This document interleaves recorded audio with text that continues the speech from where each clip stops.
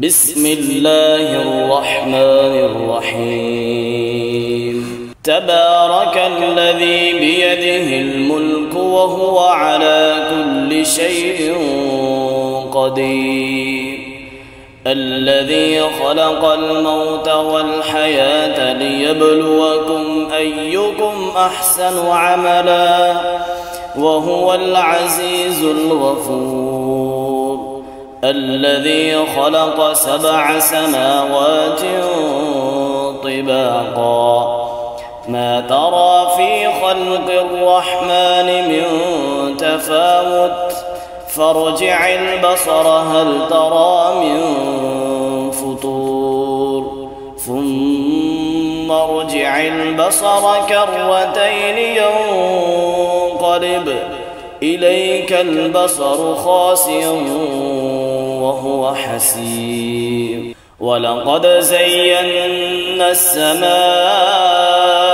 الدنيا بمصابيح وجعلناها رجوما للشياطين وأعتدنا لهم عذاب السعير وللذين كفروا بربهم عذاب جهنم وبئس المصير إذا ألقوا فيها سمعوا لها شهيقا وهي تفور تكاد تميز من الغيظ كلما ألقي فيها فوج سألهم خزنتها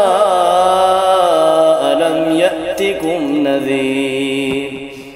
قالوا بلى قد جاءنا نذير فكذبنا وقلنا ما نزل الله من شيء إن أنتم إلا في ضلال كبير وقالوا لو كنا نسمع أو نعقل ما كنا في أصحاب السعير فاعترفوا بذنبهم فسحقا لأصحاب السعير إن الذين يخشون ربهم بالغيب لهم مغفرة وأجر كبير وأسروا قولكم أو اجهروا به إنه عليم بذات الصدور ألا يعلم من خلق وهو اللطيف الخبير هو الذي جعل لكم الأرض ذلولا فامشوا في مناكبها وكلوا من رزقه وإليه النشور أأمنتم من في السماء أن يخسف بكم الأرض فإذا هي تمور أم أمنتم من في السماء أن يرسل عليكم حاصبا فستعلمون كيف نذير ولقد كذب الذين من قبلهم فكيف كان نكير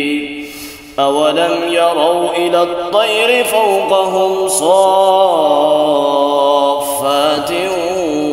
ويقبضن ما يمسكهن إلا الرحمن إنه بكل شيء بصير أمن هذا الذي هو جند لكم ينصركم من دون الرحمن إن الكافرون إلا في غرور أمن هذا الذي يرزقكم إن أمسك رزقه بل لجوا في عتو ونفور أفمن يمشي مكبا على وجهه أهدى أمن يمشي سويا على صراط مستقيم قل هو الذي أنشأكم وجعل لكم السمع والأبصار والأفئدة قليلا ما تشكرون قل هو الذي ذرأكم في الأرض وإليه تحشرون ويقولون متى هذا الوعد إن كنتم صادقين قل إنما العلم عند الله وإنما أنا نذير مبين فلما رأوه زلفة سيئت وجوه الذين كفروا وقيل هذا الذي كنتم به تدعون قل أرأيتم إن أهلكني الله ومن معي أو رحمنا فمن يجير الكافرين من عذاب أليم قل هو الرحمن آمنا به وعليه توكلنا فستعلمون من هو في ضلال مبين قل أرأيتم إن أصبح ماؤكم غورا فمن